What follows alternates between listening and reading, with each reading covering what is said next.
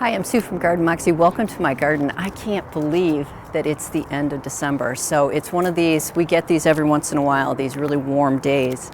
It feels like spring out here to me today. So it's a great chance for me to get out in the garden. I want to do some raking. I'm only raking up leaves so as an excuse to be outside. The other thing I want to do there are two seeds that need to be cold stratified, and they do best if I plant them directly in the garden. So I'm going to show you how I'm going to do that. So there's not a lot to see in the winter garden, but one of the things that I did want to highlight, there's been people interested in what the hornbeam hedge looks like during the winter time. You can see now that the hornbeam trees, the leaves have turned brown, and for the most part they're going to stay like this until the springtime when they start to grow their new leaves. Once they start to grow their new leaves, actually all these leaves are going to fall to the ground and then the new ones will start. So they're only bare for about a week or two during the early springtime. The variety of plant that these hornbeam are called Franz Fontaine. So right now we're just on my back patio, and the two seeds that I want to plant today, one is a poppy and the other is fireweed. Both of these seeds are really small in size. Now typically for poppies, I usually just sprinkle the poppies over the soil. But I've been finding that I've been sowing them a little too thickly, and then I lose a lot of seedlings. So today I just wanted to show you a little trick that I'm going to use, and that is to mix these small seeds with some sand and use a salt shaker to put them in the soil. So let me show you the seeds that we're going to plant, and then I'm going to go out into the front yard and plant these into the pollinator garden. All right, so the first seed here is called fireweed. I'll put the name up on the screen so everyone can see it. And there's about 100 seeds in this package, and you can see how tiny these seeds are.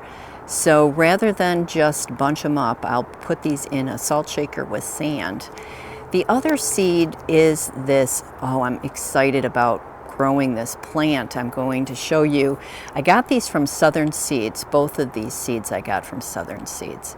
And this peony looked extraordinary. So again, you can see these are much larger than the other seeds, but these are still tiny little seeds. So they'll be easier to put into the salt shaker.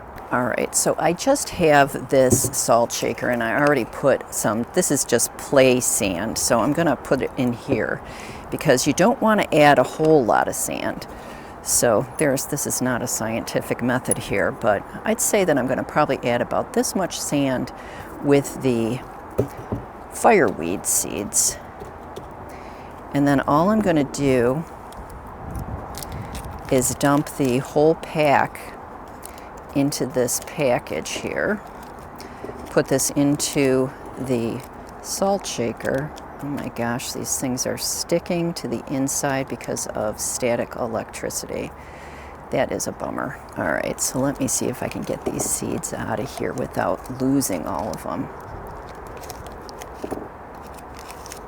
This is kind of unfortunate here. I'm a little disappointed in this because there's so much static electricity in this plastic that the seeds are just sticking to the inside of the package. So hopefully I got some of them out of there and into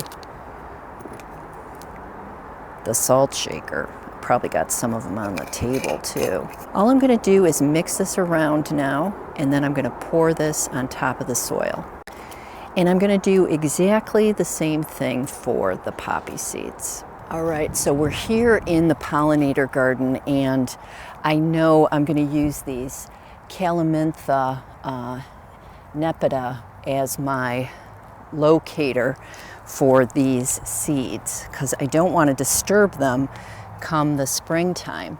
So all I'm going to do is I'm just going to kind of move the soil, and then I'm going to sprinkle the seeds on top. All right, so these are the plants I'm using as my locators here. All I'm going to do is just shake this out. And then the sand will make it so that they're not sown thickly. And I'll just make sure that I get all the sand out of the salt shaker. And I'm going to do exactly the same thing here with the poppy seeds. Yeah, so I just got the seeds mixed up in here, and then I'll go ahead and just sprinkle them on the soil. And I'm putting them around the same area here. Make sure I get these all out of here. And then just in case there's any left over. And there you go. So at this point in the winter time, everything is pretty much died back. We've got lots of evergreen with the boxwood. You can see how great that brown color is with the Japanese forest grass. And you can still see the silver foliage of that Dusty Miller new look, which is, as long as it doesn't get super cold, that's going to stay pretty much evergreen. It is strange to see it so green right now because we have gotten quite a bit of snow, but hopefully the snow is going to come back. Personally, I like it when it's snowing. And you can see the pollinator garden. Obviously, it's looking pretty messy, but as I said, I really don't want to disturb anything because there's insects and bees nesting in there for the winter time. So we're just going to leave it like that, and we'll get to it in the springtime when it's warmer.